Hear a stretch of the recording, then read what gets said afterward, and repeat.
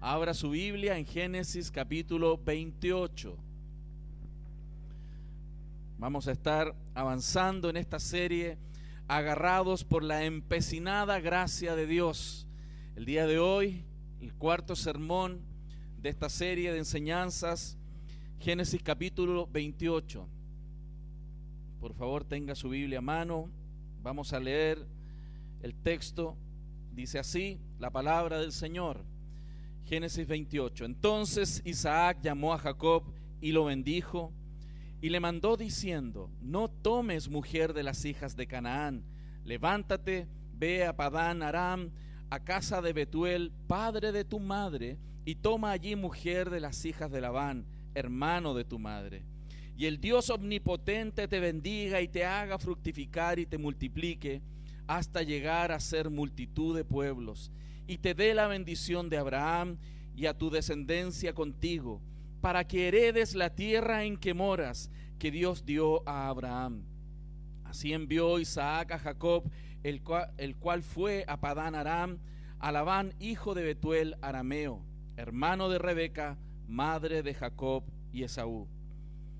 Y vio Esaú cómo Isaac había bendecido a Jacob y le había enviado a Padán Aram para tomar para sí mujer de allí, y que cuando le bendijo le había mandado diciendo: no tomarás mujer de las hijas de Canaán, y que Jacob había obedecido a su padre y a su madre y se había ido a Padán Aram. Vio asimismo Esaú que las hijas de Canaán parecían mal a Isaac su padre, y se fue Esaú a Ismael y tomó para sí por mujer a Maalat, hija de Ismael, hijo de Abraham, hermana de Nebaiot, además de otras mujeres. Salió pues Jacob de Berseba y fue a Harán, y llegó a un cierto lugar y durmió allí, porque ya el sol se había puesto, y tomó las piedras de aquel paraje y puso a su cabecera, y se acostó en aquel lugar y soñó, y aquí una escalera que estaba apoyada en tierra, y su extremo tocaba en el cielo, y he aquí ángeles de Dios que subían y descendían por ella. Y he aquí Jehová estaba en lo alto de ella, el cual dijo: yo soy Jehová, el Dios de Abraham tu padre, el Dios de Isaac. La tierra en que estás acostado te la daré a ti y a tu descendencia. Será tu descendencia como el polvo de la tierra, y te extenderás al occidente, al oriente, al norte y al sur, y todas las familias de la tierra serán benditas en ti y en tu simiente. He aquí, yo estoy contigo y te guardaré por donde quiera que fueres, y volveré y volveré a traerte a esta tierra, porque no te dejaré hasta que haya hecho lo que te he dicho.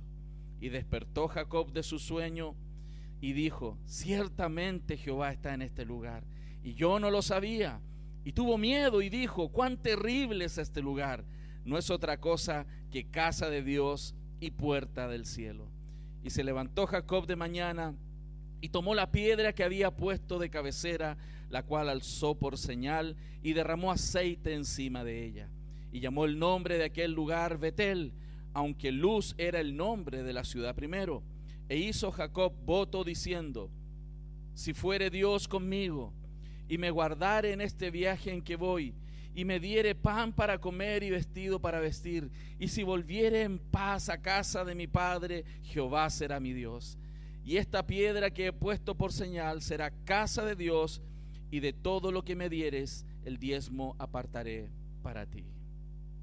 Señor, hemos leído tu palabra, palabra que tú has inspirado por medio de tu Espíritu Santo, para que nosotros, muchísimos años después de estos eventos y de la escritura incluso de estos eventos, pudiéramos recordar quién eres tú en la vida de hombres y mujeres pecadores como nosotros, y que como tu gracia empecinada, Señor, siempre se sale con la suya.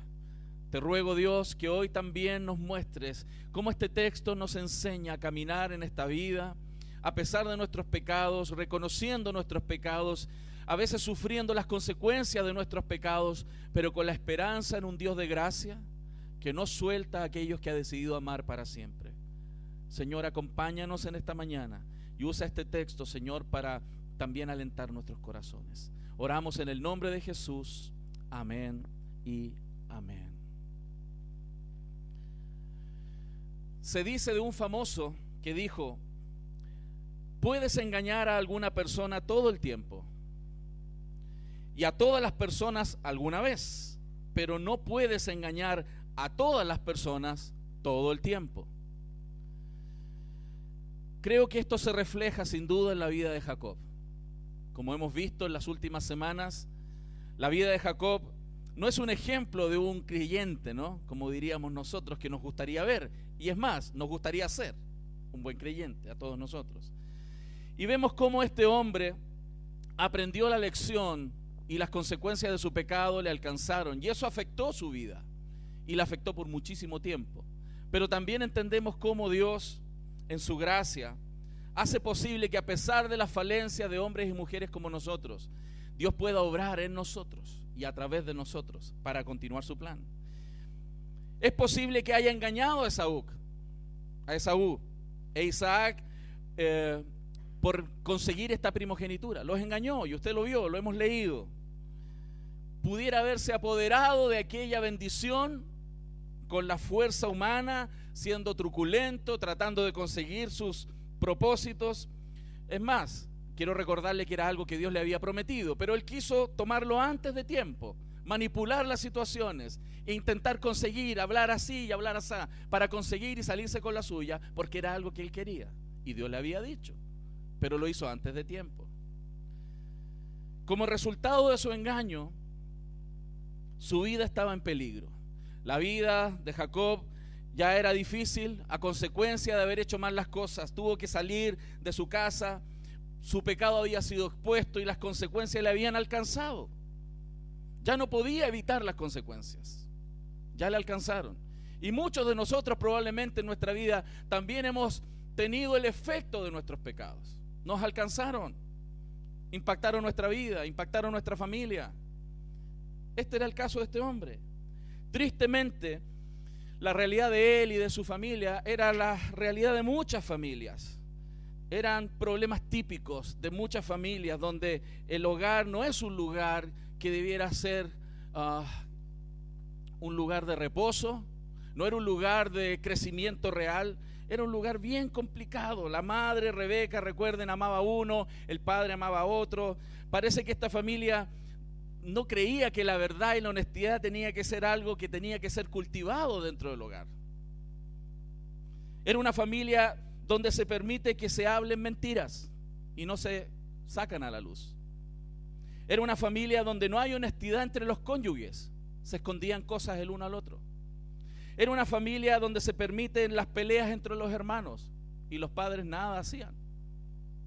Era una familia en que se permiten relaciones fuera de aquello que Dios ha ordenado. Era una familia de ese tipo.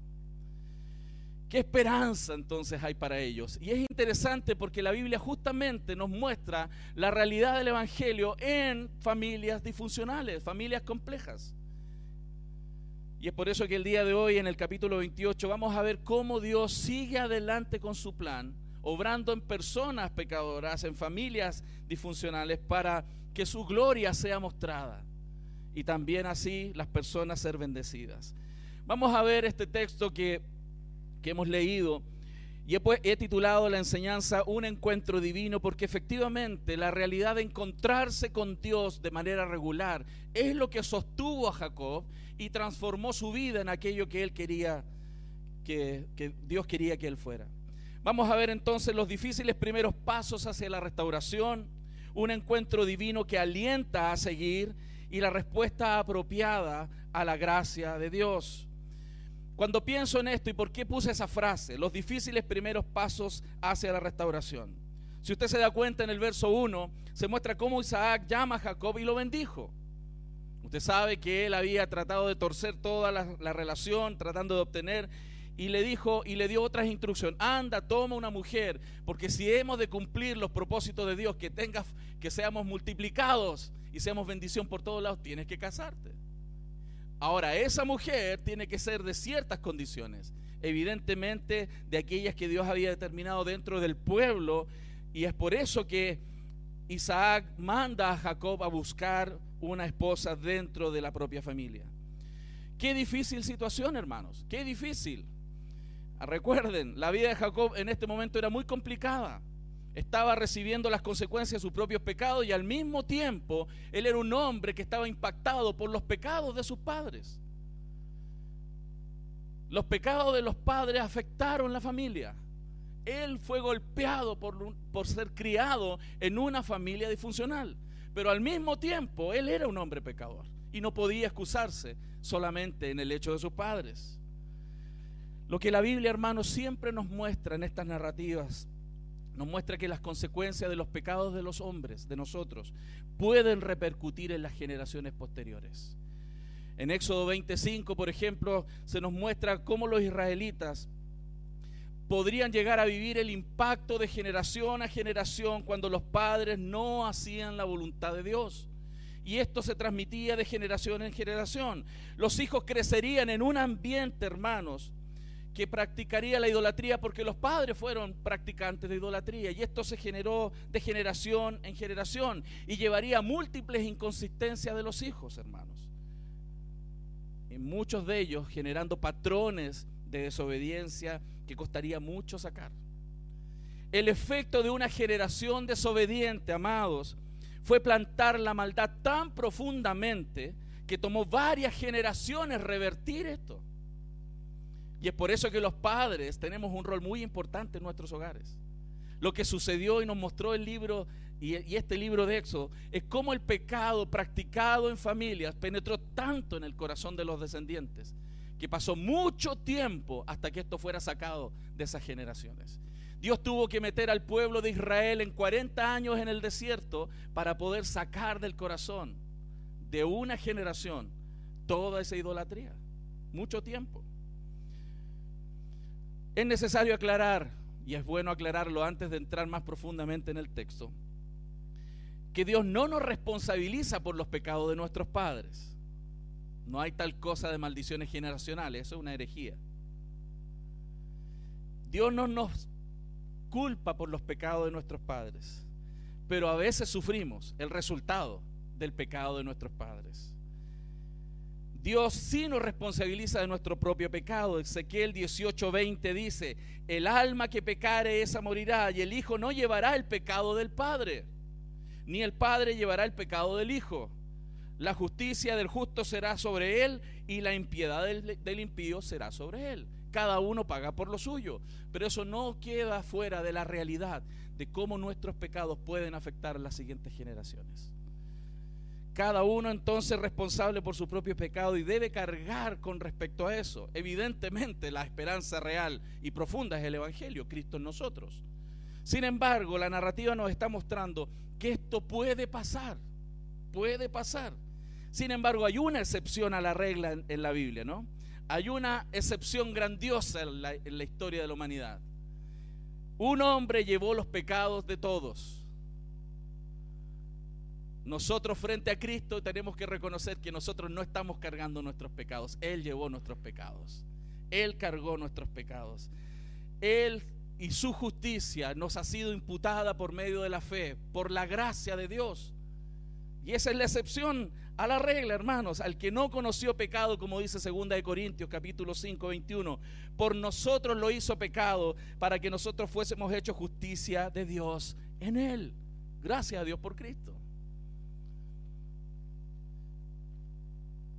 Pero volviendo al texto, es importante reconocer por qué esta palabra es importante para nosotros. ¿Por qué esta palabra es importante? Que sabemos y conocemos el Evangelio de la gracia. Sabemos y conocemos y entendemos que la salvación no es por obra. Sabemos y entendemos que nuestros pecados son perdonados en Cristo. ¿Por qué es importante? Porque no siempre las consecuencias de nuestros pecados dejarán de afectar a nuestras familias y a nuestros hijos. Y somos responsables de ello. En este caso, es un caso clásico, hermanos, donde los pecados de los padres están visitando a los hijos. Primero, si usted mira la narrativa y recuerda lo que estuvimos viendo en capítulos anteriores, primero Abraham estableció un patrón de engaño en pequeñas formas. Es como mentiritas no tan constantes, fueron en más eventuales. Pero él ya lo hizo. Recuerda, él fingió que Sara era su hermana. Pero a la generación siguiente, que fue Isaac y Rebeca, ¿cierto?, no solo imitaron directamente ese patrón de comportamiento, también mintiendo al respecto, sino que aparentemente ese engaño se convirtió en una práctica, algo muy común en sus vidas. Jacob se crió, hermanos, en una familia de mentiras, de conspiraciones, de intrigas, donde los padres no eran honestos unos con otros, donde había predilección de un padre sobre un hijo y otro padre sobre otro hijo, donde se permitían las riñas entre los hijos, y había muchas cosas que el texto nos deja ver. Y ese era el pueblo elegido de Dios. Y eso trajo consecuencias. Hermanos, aprendió bien estas lecciones Jacob. Cuando usted ve el texto y lo hemos estudiado, usted se da cuenta que este hombre aprendió muy bien las lecciones desde pequeño. Aprendió, y lamentablemente eso le costó cosas muy difíciles para él. Tomaría largos años en el desierto para Jacob ser transformado para que estuviera listo para completar aquellos planes que Dios tenía con su vida. Dios no lo desechó. Dios siguió con él, porque Dios es fiel a pesar de nosotros. Y eso es esperanzador. Pero al mismo tiempo tenemos que reconocer que no la pasó bien. ¿Por qué? Por su propio corazón endurecido y las consecuencias de una generación y un ambiente difícil. Eso me hace preguntar algo importante para nosotros esta mañana. ¿Qué pecados hoy nosotros como padres estamos transmitiendo a nuestros hijos?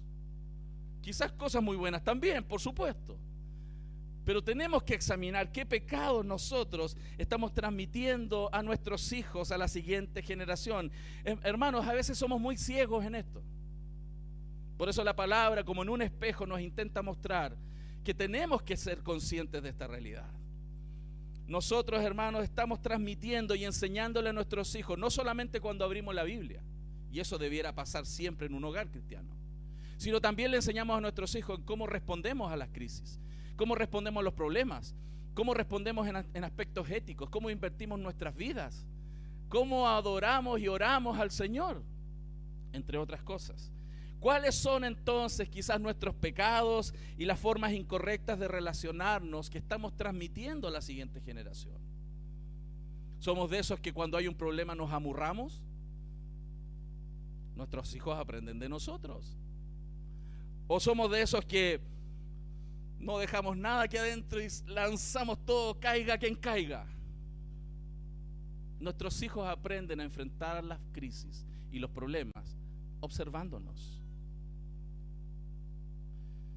¿Aprenderán de nosotros simplemente cómo abundar en pecado mientras lo ocultamos con éxito a la vista de los demás? ¿O aprenderán de nuestro ejemplo constante de arrepentirnos de nuestros pecados y alejarnos de Él? ¿Aprenderán de nosotros cómo se enfrentan los problemas y cómo reaccionamos frente al pecado de otros?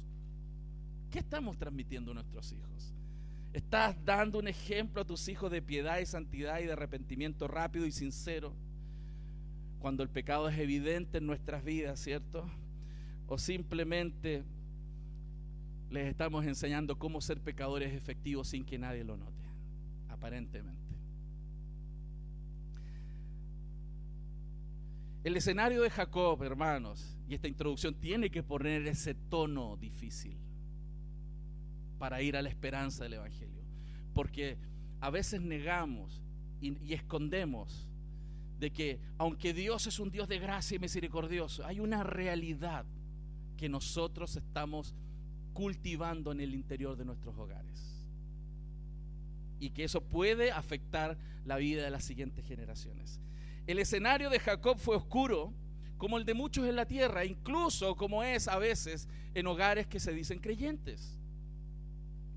Dios debe entonces obrar, hermanos, sin duda. Yo lo necesito. ¿Usted necesita del Señor para su familia? Yo lo necesito. Entonces, ¿por qué esto es importante? Porque Jacob ya había entendido, ya se había dado cuenta que ser así, truculento, engañador, tenía consecuencias. Él se dio cuenta que ese camino iba a ser tortuoso y doloroso, y es por eso que aunque hizo todo lo incorrecto, logró la bendición del Señor. Ahora él quería intentar hacer algo bien, hacer lo que el papá le dijo: anda y busca una mujer dentro de la familia, porque así vas a tener familia y benditas van a ser las naciones y los pueblos y tendrás una gran descendencia.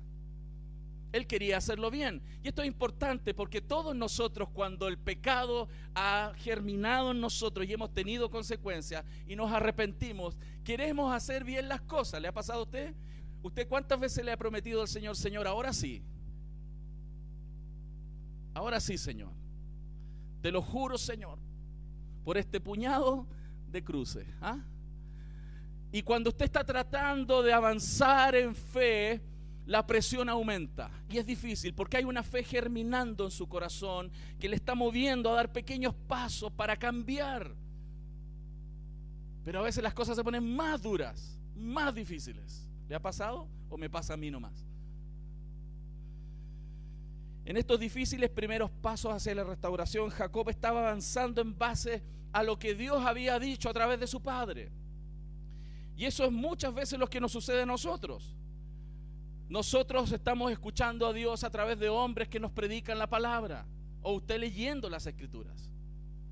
Y eso está germinando en su corazón y está saliendo con algo de fe, y su fe está creciendo por el oír y el oír por la palabra de Dios. Pero cuando está avanzando en la vida, está enfrentando sus desafíos, las cosas a veces se ponen más complejas, más complejas. Jacob había recibido la bendición de Isaac, su padre, y había recibido las consecuencias de su pecado. Y estos dos elementos estaban en su corazón, en su mente. Mi pecado trajo consecuencias, pero Dios dijo que me iba a bendecir. Y empezó a avanzar, y empezó a avanzar, y empezó a avanzar. Poco a poco, Jacob ahora tenía que abrirse camino en el mundo, tenía que avanzar, tenía que buscar las promesas del Señor como Dios las había dicho, tenía que seguir trabajando en su corazón, por supuesto, y seguía avanzando. Y Jacob tuvo que irse a un lugar a buscar esposa, hermanos. Y se embarcó en un largo viaje. En la época de Abraham, el siervo de Abraham hizo esa ruta. Salió el siervo de Abraham a buscarle una esposa a Isaac. Y ese siervo que mandó a Abraham lo mandó con mucho dinero. Lo mandó con regalos, lo mandó con provisiones. ¿Para qué? Para ir a buscar una esposa y ofrecer allá donde llegara. Aquí hay un hombre allá donde yo vivo, que es el hijo de Abraham, que quiere una esposa. Y aquí traigo muchos regalos para poder llevarme a una esposa de vuelta. ¿Ah? En ese tiempo se usaba ese modelo. Pero ahora, en este caso, Jacob hizo la misma ruta, iba a buscar una esposa, pero iba sin ni uno. ¿Cómo decimos en Chile? Con las patas y el buche. Así partió. Con las consecuencias de su pecado, con una fe recién germinando en su corazón, con una familia disfuncional, sin plata en los bolsillos, sin nadie que le acompañe, y él tenía que caminar. Y eso es importante, hermanos, porque eso es fe. No viendo nada, avanzó y avanzó. Eso resonaba en sus oídos, lo que Dios había dicho. Fíjense, el verso 3 dice: y el Dios omnipotente te bendiga y te haga fructificar y te multiplique hasta llegar a ser multitud de pueblos, y te dé la bendición de Abraham y a tu descendencia contigo, para que heredes la tierra en que moras, que Dios dio a Abraham. Y hermano, no tenía plata, estaba solo y tenía que caminar a buscar una esposa. Recién encontraron una esposa, iba a ser padre de multitudes. ¿Entiende el escenario? Luchando con su propio corazón, teniendo graves consecuencias de sus propios pecados, pero había una fe germinando y tuvo que avanzar. Esa es la palabra en su mente y en su corazón que sostenía sus pasos. No había evidencias, solo las palabras de Dios a través de su Padre. Muchos de nosotros en la vida vamos a tener que caminar así. No hay evidencias en el entorno, solo lo que Dios dijo a través de un sermón, cuando abrí la Biblia, o de ese pastor que predicó el domingo. En el caso de Jacob, esta era una gran bendición. No es cualquiera, era una gran bendición. Era la bendición que Dios le había dado a Abraham en Génesis 12, cuando él entró en pacto con Abraham. Le dijo: en ti serán benditas todas las naciones de la tierra. Qué esperanzador y qué prometedor. Pero hermanos, toda promesa de Dios tiene que ser creída y obrada. Toda promesa del Señor tiene que ser creída y ejecutada en nuestras vidas. Eso tiene que ver con la soberanía de Dios y la responsabilidad humana. Nosotros tenemos que responder a aquellas promesas que Dios ha dado. y caminar por medio de la fe. Los hijos de Jacob, hermanos, en estas promesas serían una bendición para el mundo. Y es bien interesante porque cuando Dios dice aquí en la promesa a Jacob y que se la dio a Abraham, dijo que serían benditas todas las naciones, todos los pueblos. Y es muy interesante porque en Génesis 28, cuando se habla esto, utiliza una palabra en el hebreo que significa comunidad o pueblo a veces, que es una palabra bien interesante que nos está mostrando esta idea de un montón de pueblos agrupados, por ejemplo, como las Naciones Unidas, donde cada uno se junta con algunas metas en común, pero siempre están buscando su propio resguardo. Estoy contigo, pero me tengo que proteger. No es ese tipo de pueblo, no es ese tipo de comunidad. Tampoco el tipo de comunidad que tuvo con sus hermanos, donde un hermano con el otro estaban buscando siempre lo mejor para sí mismo, peleando uno con otro. Lo que la Biblia habla en esta palabra es bien interesante porque habla del comienzo de Israel, de una nación verdadera hecha de comunidades que venían de diferentes hermanos que caminarían juntos. Hermanos que caminarían juntos. Incluso, hermanos, en la Septuaginta, la palabra cual en hebreo que se tradujo aquí como pueblos, es la que se utiliza en el Nuevo Testamento para iglesia, para la palabra eclesía. Como dice el Salmo 133:1, mirad cuán bueno y cuán delicioso es habitar los hermanos juntos en armonía. Esa era la promesa que estaba siendo plasmada en la mente de Jacob. No solo será gente que vendrá después de ti, serán un pueblo especial, unidos con algún sentido especial. Aquí estamos, somos fruto de eso. Qué interesante que te prometan una familia unida, un pueblo unido. Usted y yo sabemos que eso es difícil en un mundo caído. No se da a veces en nuestras propias casas, no se da siempre en estas comunidades que llamamos iglesia, y no se da menos en las relaciones entre los países. Sin embargo, hermanos, a pesar de esa realidad, sigue siendo una promesa de Dios, de caminar en amor y en unidad. Sigue siendo una promesa y al mismo tiempo debe ser una meta del pueblo del Señor. Jacob está con eso en mente. Piensen esto, Jacob está tratando de avanzar con puras promesas, todo en contra. Y aunque en un momento algo no se vea posible, cuando Dios promete, Él lo va a cumplir. Y la narrativa lo muestra. Usted conoce el final de la historia. Usted puede avanzar en los capítulos que estamos leyendo, lee el 32, 33, 34, 35 y usted dice, Dios cumplió. Hermano, ¿por qué entonces la Biblia nos cuenta estas narrativas? Porque Él sabe que muchas veces estamos como Jacob, mirando la realidad adelante y decimos, no puede ser, esto no va a funcionar. Pero hermano, ese mismo Dios que tomó a Jacob, un hombre pecador, truculento, que hizo mal muchísimas cosas, llegó a ser uno de los patriarcas de Israel. Y Dios lo usó. Dios puede usarnos a nosotros también para hacer bendición donde estamos. Ese es Dios. Y es por eso que las historias bíblicas, las narrativas bíblicas, tienen que ser entendidas dentro del marco mayor del Evangelio. Porque Dios tiene un plan, Dios está construyendo su historia, no la nuestra. Nosotros somos parte de la historia de Dios. Y Dios va a usar nuestras vidas para su gloria. Y en ese proceso forma nuestros corazones. Nos transforma a la imagen de Cristo. Por otro lado vemos a Esaú. Esaú era un hombre también complicado. Recuerden, lo vimos en los sermones anteriores, que menospreció aquello que Dios había prometido para su pueblo. Incluso menospreció la primogenitura por un plato de comida, de lentejas, dicen algunos. Y en este caso, cuando escuchó que su padre le dijo a Jacob, anda y búscate una esposa dentro del pueblo, él hizo exactamente todo lo contrario. Ya se había casado con una hitita, que era evidentemente pagana, y ahora se casa con una ismaelita. Y es bueno saber esos dos contextos porque usted va a ver esos pueblos hacia adelante en la historia de Israel. Cómo afectaron al pueblo de Dios. Esaú agravó su pecado al seguir persistiendo en salirse con la suya. ¿No es esta una vívida imagen, hermanos, de un corazón sin Dios? Que se opone a Dios, un corazón que solamente persigue lo suyo y no busca lo de Dios. Y esa era la realidad de Esaú, hermanos. Incluso cuando todas las personas quieren hacer cosas rectas, pero no tienen el amor por Dios, es pecado. Son justicias como trapos de inmundicia. Jacob entonces necesitaba aliento, hermanos, como usted y yo necesitamos aliento en la vida. Jacob ahora llega a un lugar que se llama Betel. Ese es el lugar donde está. ¿Y cuándo llega? ¿En qué contexto? Llega un atardecer. Piensen esto, el atardecer, después de caminar con la esperanza de llegar a Padán Aram y en ese lugar encontrar una esposa sin ni uno en el bolsillo, pero le llegó la noche.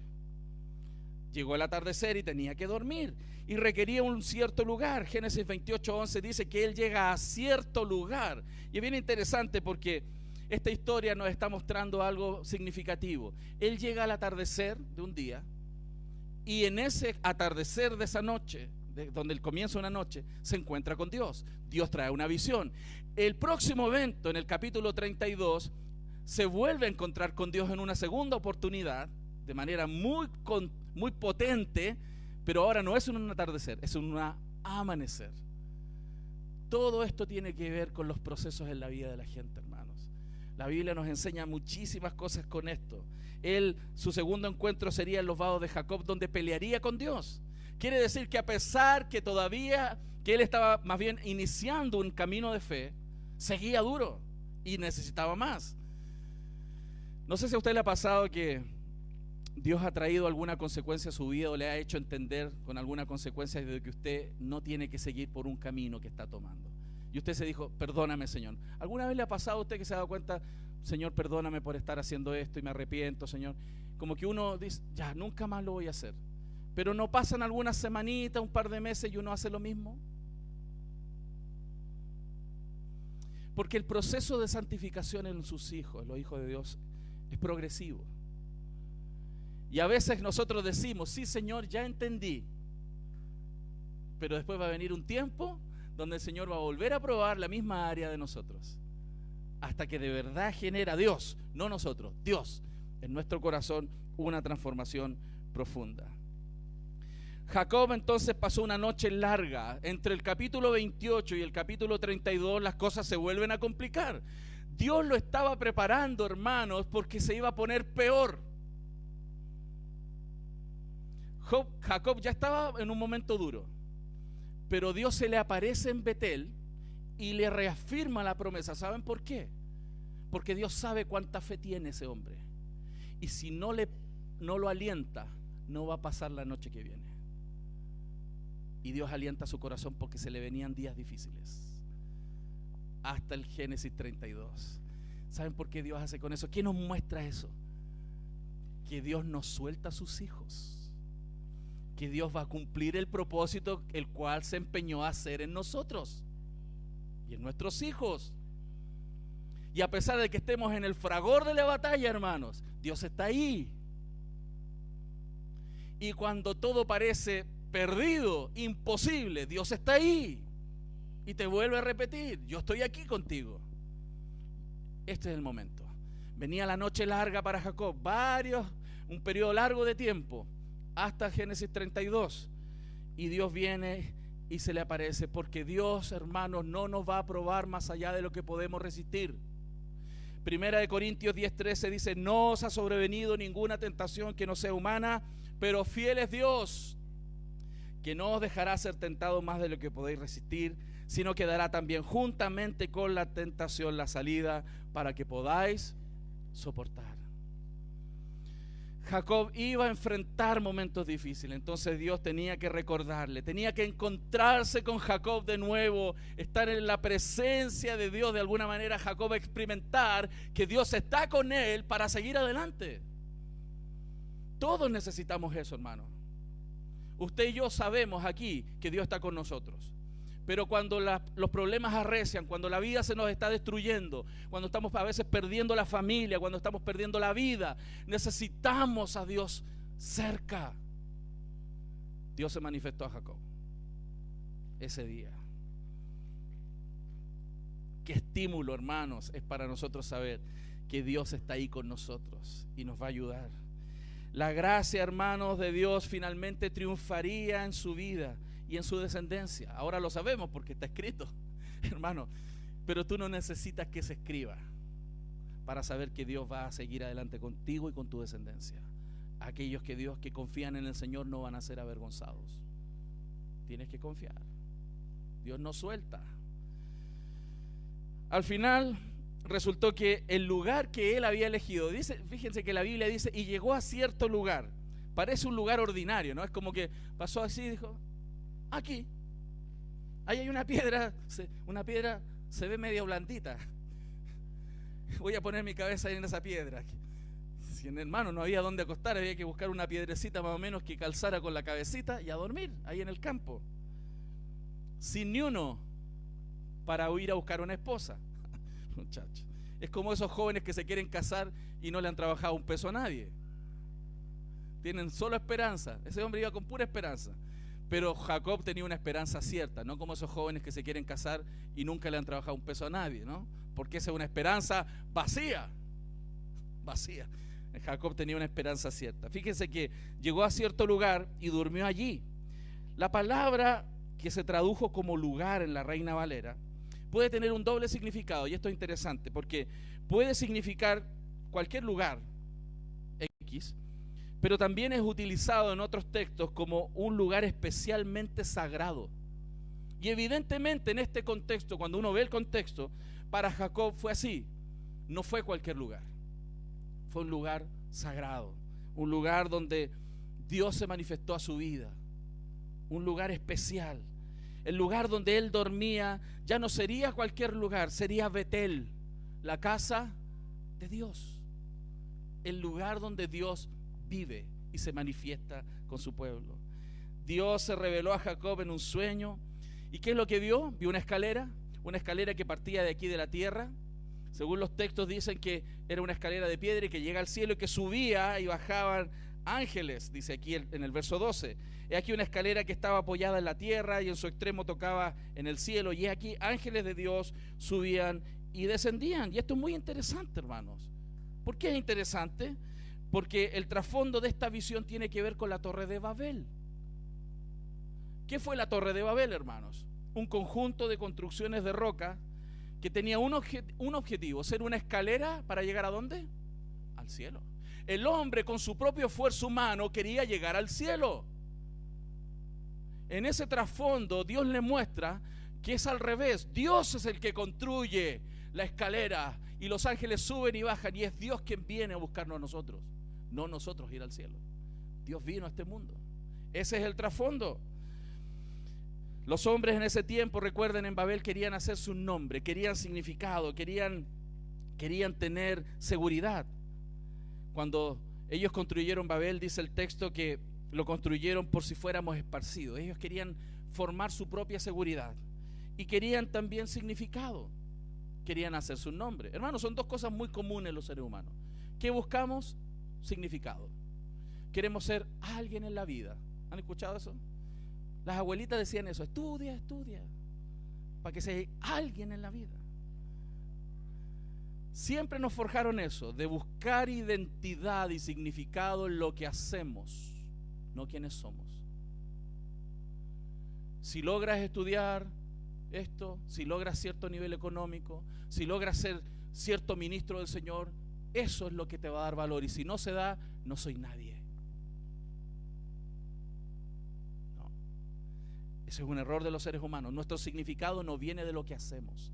Nuestro significado y valor viene de quienes somos. Somos creados a imagen y semejanza de Dios, y hoy somos llamados hijos de Dios. Otro error de los seres humanos es buscar seguridad. Algunos lo buscan en la cantidad de dinero que tienen en la cuenta del banco, en sus inversiones. Otros lo buscan en la educación. Otros lo buscan en la casa que se construyen. Hermano, ¿en qué buscas tu seguridad hoy? ¿En qué buscas tu significado? En la Torre de Babel se mostró en qué busca el hombre el significado y el valor. Él trata de construir su significado y encontrar su propia seguridad. Hermano, Dios es nuestro significado. Dios nos da el significado y Dios es nuestra seguridad. Entonces, los seres humanos en ese tiempo en Babel, en vez de construir la puerta de Dios, ¿sabía usted que la palabra Babel, en el significado más original, significaba puerta de Dios? Pero debido a la distorsión que se produjo en Babel, ahora Babel se asocia a confusión. Y usted va a buscar en algunos diccionarios y dice Babel igual confusión, porque cambió el significado por los hombres. Originalmente Babel era puerta de Dios. Puerta de Dios. Ninguno de estos logros humanos se consiguieron. Y ahí es donde vemos aquí, sin embargo, Jacob encontró ese camino. Jacob encontró ese camino, pero no porque lo anduviera buscando. Dios lo trajo, Dios se le apareció. Él encontró algo muchísimo más grande porque Dios se manifestó. Fíjense el verso 13, por favor, acompáñeme al capítulo 28, verso 13. Mire lo que Dios le dijo cuando se le apareció. He aquí, Jehová estaba en lo alto de ella, el cual dijo: yo soy Jehová, el Dios de Abraham tu padre, el Dios de Isaac. La tierra en que estás acostado te la daré a ti y a tu descendencia. Será tu descendencia como el polvo de la tierra, y te extenderás al occidente y al oriente, al norte y al sur, y todas las familias de la tierra serán benditas en ti y en tu simiente. He aquí, yo estoy contigo y te guardaré por donde quiera que fueres, y volveré a traerte a esta tierra, porque no te dejaré hasta que haya hecho lo que te he dicho. Hermano, si se te aparece Dios y te dice eso, uno sale bien aleonado de ahí, ¿no? Que venga el diablo, que venga el problema, que venga. Y es por eso que usted y yo necesitamos todo el tiempo estar escuchando a Dios. Todo el tiempo. Todo el tiempo. Usted se aleja de la iglesia y se va a secar. Se va a secar. Usted se aleja de la iglesia y va a entrar en desesperación. Usted se aleja de escuchar la palabra en comunidad y estar creciendo en discipulados. Usted se va a morir. Todos nosotros necesitamos escuchar a Dios. Y Dios determinó hacerlo a través de la iglesia hoy día, en estos tiempos. Hablándonos la palabra unos a otros, exhortándonos unos a otros, animándonos unos a otros. Dios sabía hasta dónde alcanzaba la fe de Jacob ese día, hasta ese momento. Y Dios tuvo que venir a fortalecerlo. Lo que Dios le prometió a Jacob, hermanos, no es menos que el pacto que hizo con Abraham, su padre, su antepasado.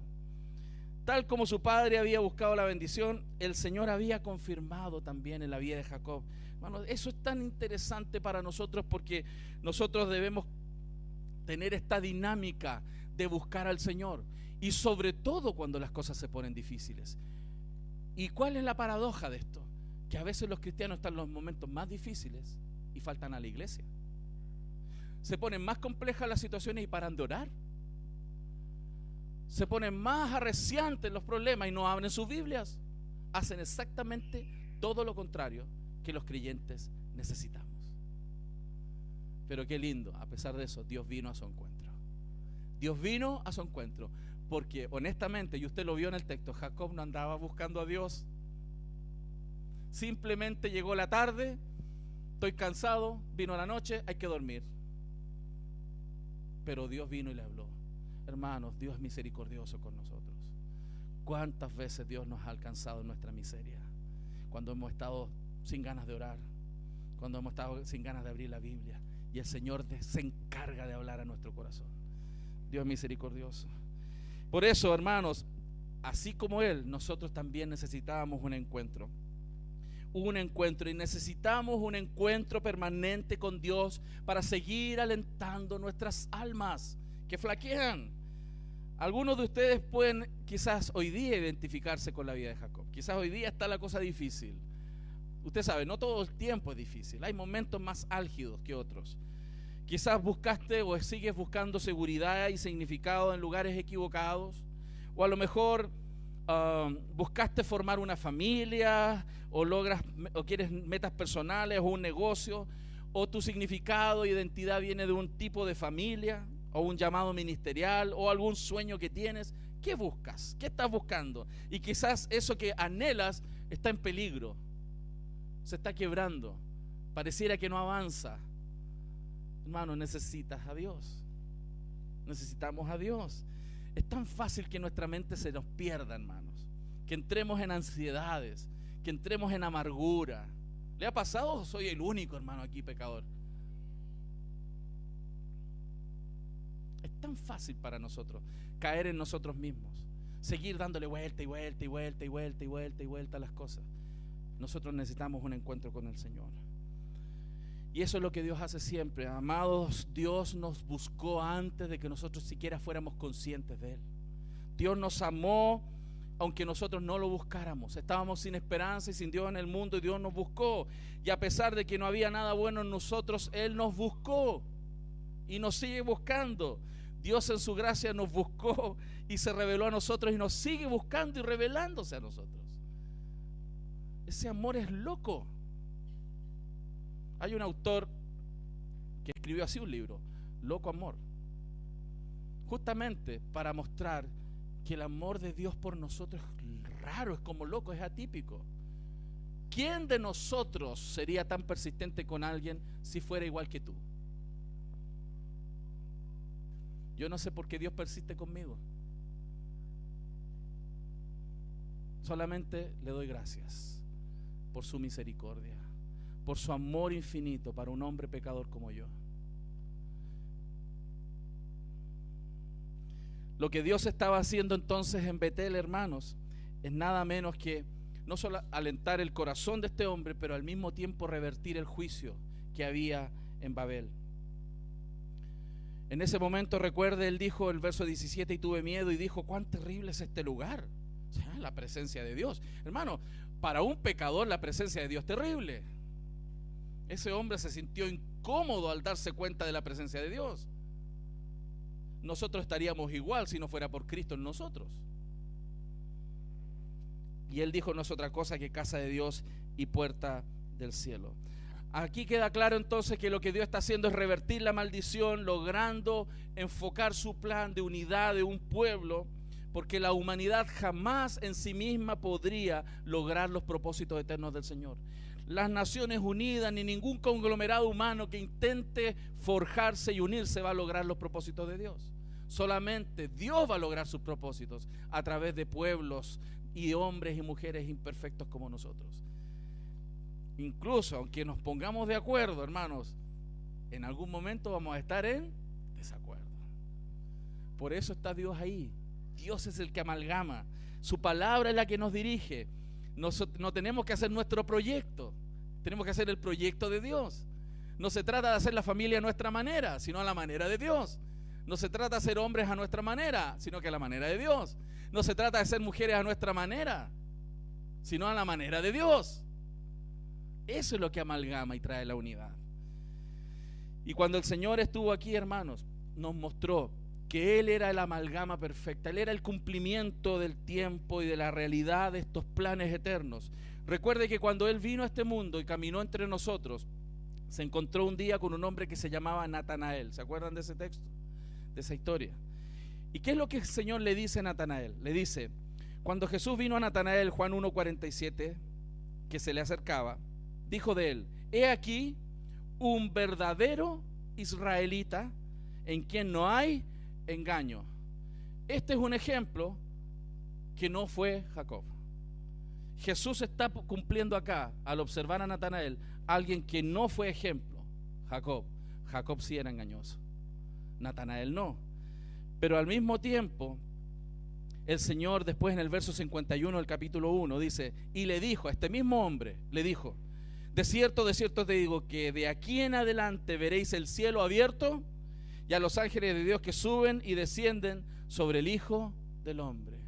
La misma visión que teníamos acá en Génesis, de esta escalera que Jacob estaba viendo, que era circunstancial y que se le mostró a su vida, ahora de Cristo en adelante veríamos los cielos abiertos y los ángeles de Dios viniendo permanentemente y subiendo para manifestarse a los hombres. Por eso el Evangelio es proclamado en todas las naciones, hermano. Dios viene y se manifiesta aquí en palabra de vida, a miles de kilómetros donde Cristo caminó, donde Jacob caminó. Los cielos fueron abiertos y el Evangelio ha sido predicado a todas las naciones. Fíjense, Jesús es la verdadera escalera al cielo.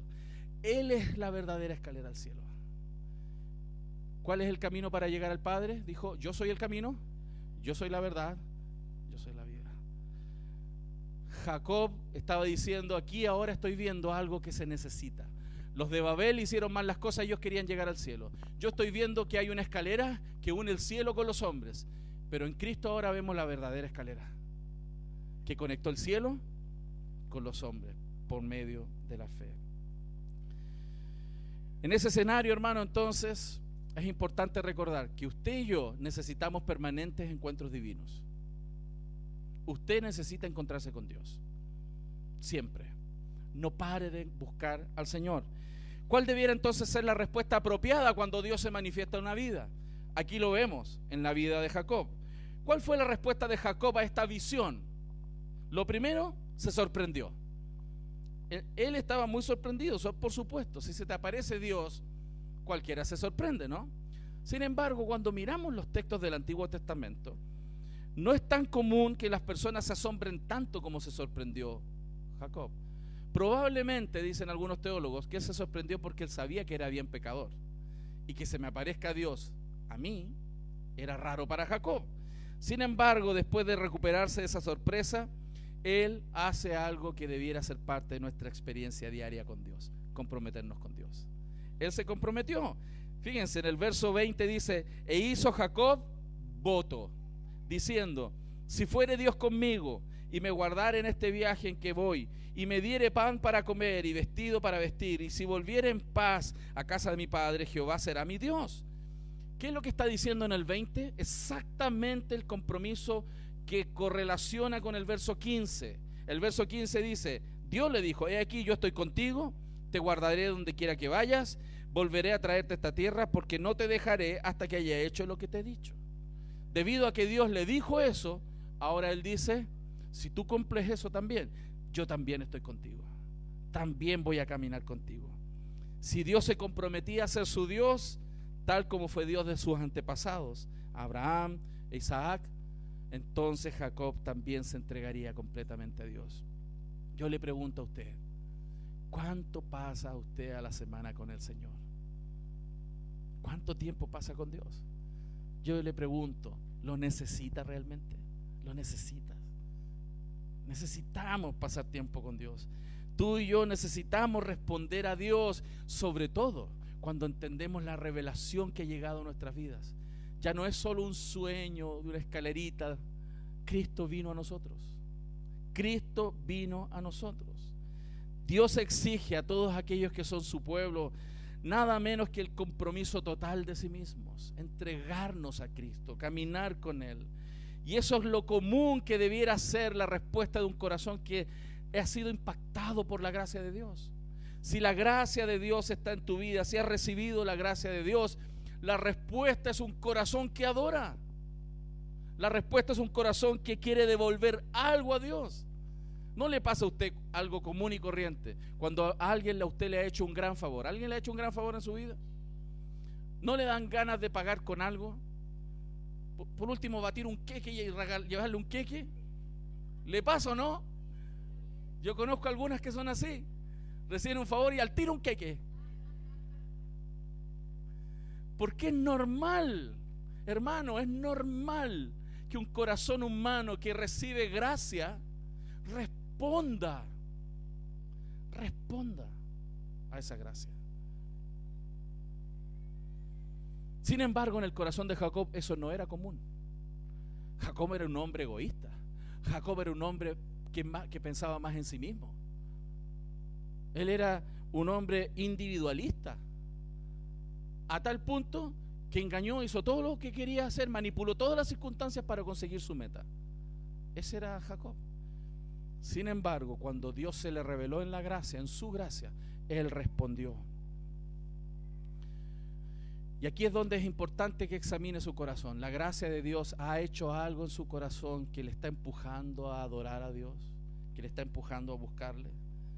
Nosotros, como los patriarcas, hermanos, estamos obligados a devolver en adoración a Dios por aquella gracia que nos ha sido dada. Ahora es interesante cómo él respondió. En este caso, él respondió dando un diezmo. Él no estaba para nada obligado a dar un diezmo.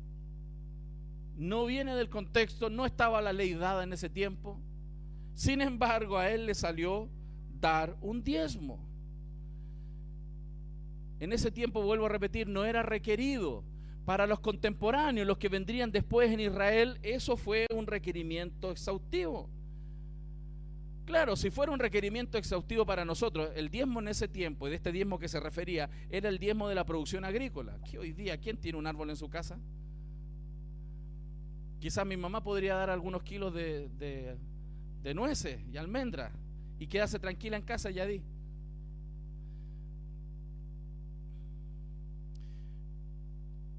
Lo que aquí nos está mostrando es algo que nuestro hermano Juan Pablo citó en el momento en que ofrendamos.